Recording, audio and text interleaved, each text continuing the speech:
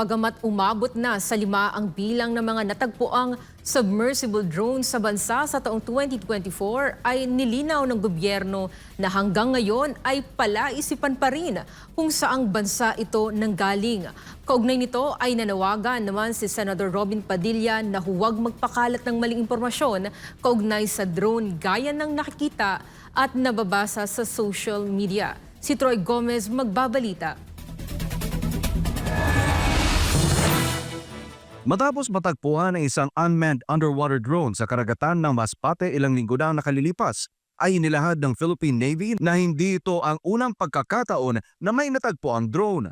Ayon sa Philippine Navy, 5 ang na-recover nilang unmanned underwater drones noong 2024, 2 mula sa Calayan Island at tig-isa naman mula sa Pasukin, Ilocos Norte, Initaw, Misamis Oriental at sa San Pascual, Masbate sa parehong taon. Pero sa kabila nito ay palaisipan pa rin kung saan nanggaling ang mga naturang underwater drone. Ito ang inamin ni Department of National Defense Undersecretary Ignacio Madriaga sa pagdinig sa Senado araw ng Miyerkules. The basic information that we are working on regarding this particular equipment came from open source.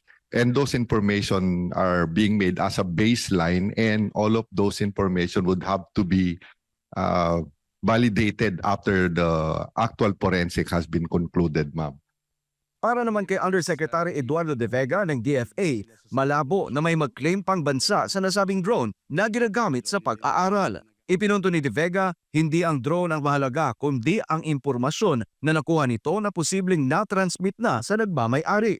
Binigyan din niya ng diin na sakaling may mag-claim na bansa sa nasabing drone ay lalabas na guilty sila sa kung anuman ang kanilang nilabag na batas sa Pilipinas.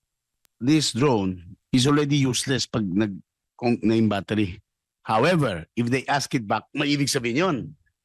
Baka may data na ipit sa loob. Baka there's something dangerous there. Because it's not an expensive piece of equipment.